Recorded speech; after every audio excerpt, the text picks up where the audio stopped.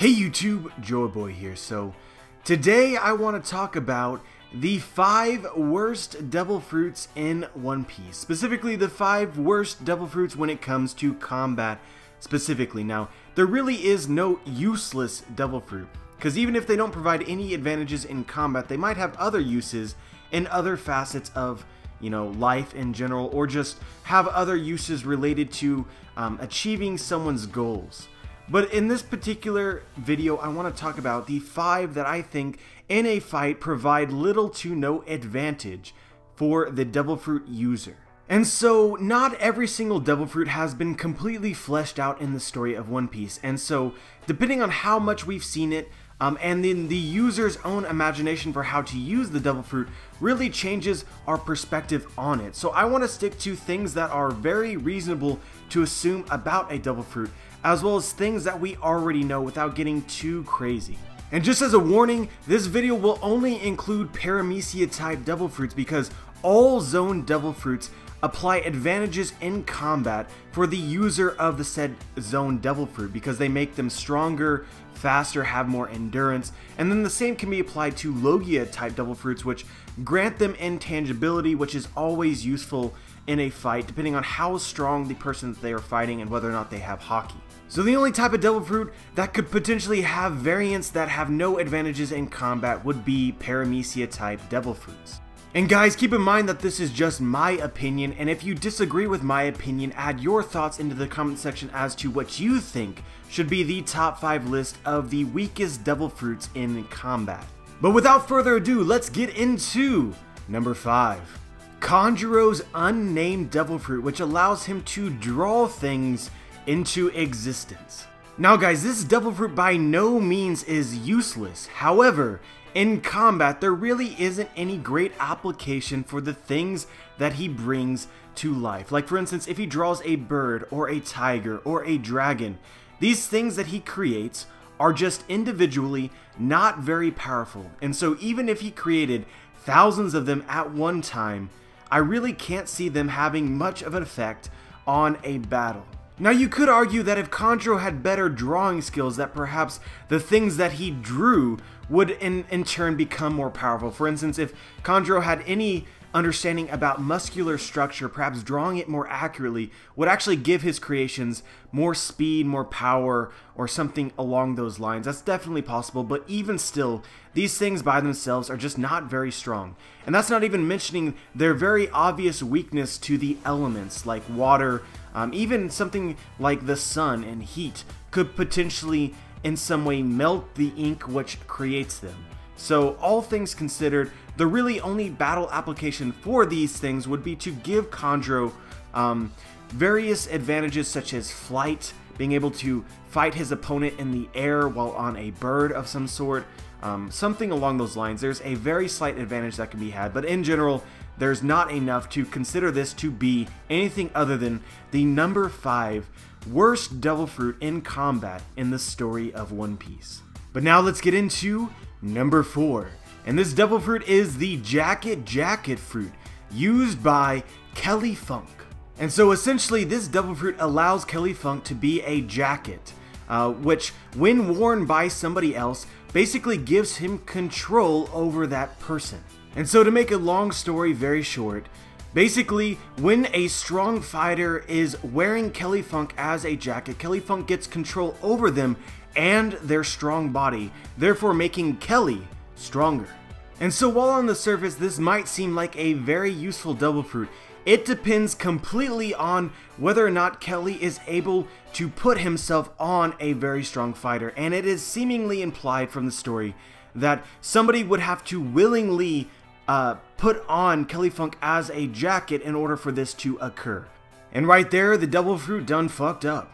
Hypothetically, if you're fighting a fighter that is stronger than you, then you would have to have an ally that was stronger than them already in order to overpower them for the most part.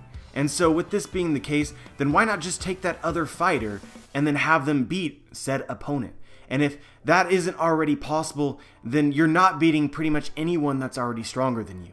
Now I get that Kelly's brother has a strong body, but it is not a gifted fighter, while Kelly is a gifted fighter who does not have a strong body, so the combination of the two is effective in making Kelly a lot stronger when combined with his brother, but given to any other person with any other powerful subordinate, this situation really just would not come into play, and therefore this devil fruit would honestly be pretty useless in terms of combat in general. In fact, I'd almost go as far as to say this is probably one of the most useless devil fruits in the story of One Piece as a whole. So that is why the Jacket fruit is the number 4th worst devil fruit in terms of combat in the story of One Piece. But now let's get into number 3.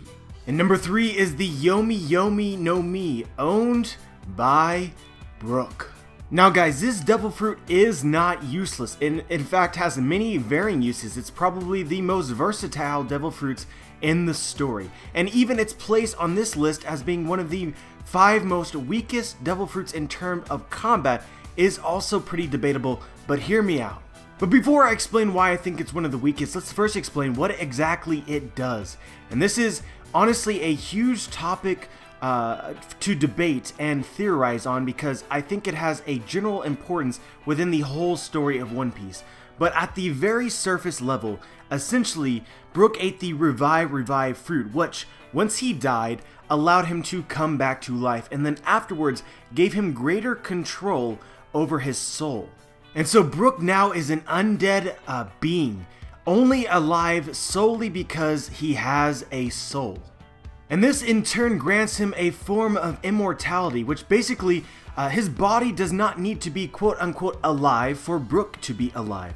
Which means that as long as Brook has some form of body, he will continue to exist. Which means the only way to kill Brook is to completely destroy his body. And we also know that the soul contains a person's lifespan, so Brook could also die of straight up old age and or sickness or disease. Anything that would directly affect his lifespan would also be able to kill Brook.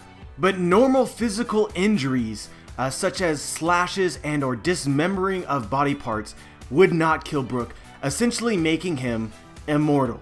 But guys, this is a top 5 list of worst devil fruits, so why am I arguing for Brook being immortal? Well, the main reason is because I don't think that it really grants him much advantage in a battle, because a battle mainly consists of one's physical strength. And so while Brook may be immortal from, certain injuries, it would not stop him from fatigue of just the battle itself, and would not inherently make him a stronger fighter, and therefore would not grant him many advantages against a stronger, naturally stronger opponent. But before I can move on and just call it a day as far as Brook is concerned, we have to address Soul Solid, which is basically Brook is able to create ice. And so this could potentially be because of his devil fruit. And I do think in a way his devil fruit allowed him to access these abilities, but I do not think that they are inherent powers of the Yomi no Mi. I think Soul Solid in the ice is a product of Brook's own soul. Similar to how Sanji is able to create fire seemingly out of nowhere, and Sanji does not have a devil fruit. The same with Zoro with Asura, is able to create whatever that is. Again, Zoro does not have a devil fruit. I think that the ice from Soul Solid is literally Brook using his own quote-unquote soul powers. And the only reason that he's able to use this is because of his quote-unquote soul training that he was able to undergo because of the Yomi no Mi and its ability to return him back to life. Brook then had to control his own soul to find his body, and through that process was able to strengthen his soul to access his soul powers. So yeah guys, long story short, it's debatable. We just don't know. But in my own personal opinion, the Yomi no Mi does not grant Brook the power of Soul Solid. That is Brook's own inherent power. And so because of that, being not a facet of his devil fruit, but rather his own soul, then the Yomi no Mi would not be a more powerful fruit in combat because of the power of Brook's own soul. Anyway guys, I know that this will be controversial, and I'm prepared for it, so it just is what it is. But I believe that Brook has the third weakest devil fruit in terms of combat in the story of One Piece, even though it makes him semi-immortal, and then in a way bestows upon him greater control over his soul. But now let's get into number 2.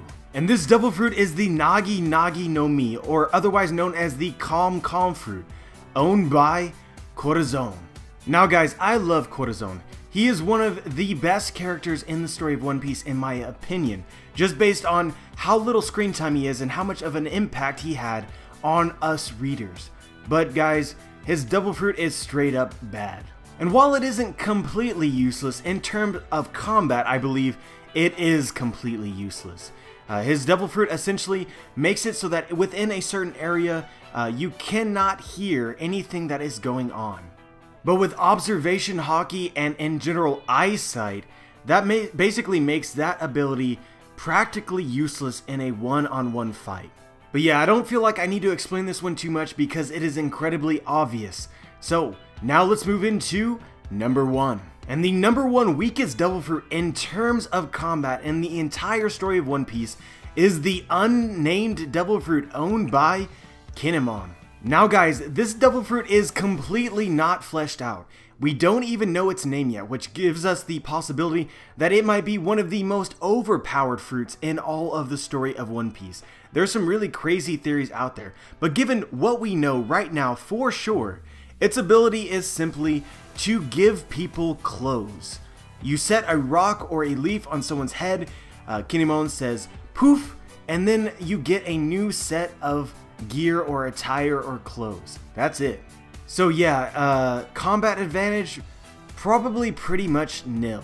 But there's always a possibility that there is some form of gear out there, some clothing, that would make somebody incredibly stronger. Like for instance, like a metal suit or something like that, like a suit of armor that is in some way like magical. Use your imagination here. It's possible that Kinemon could create some overpowered clothing, but I just don't see it happening. And because of that, just giving someone a new set of clothes would not help in a one-on-one fight whatsoever. And I also honestly believe it's even more useless than canceling out the sound in a particular area, because at least when you're canceling out sound, you're taking away one advantage somebody could have to try and locate you. And so with this particular devil fruit, it's even worse in terms of combat, and that is why I've made it my number 1 most useless devil fruit in terms of combat in the entire story of One Piece. But yeah guys, that's my list. Tell me what you think. Tell me if you agree or disagree and why. Let me know how you would change the list in your own personal opinion. Leave your thoughts down in the comment section. Like the video if you liked the video. I'd appreciate it if you subscribed. And as always guys, have a wonderful day.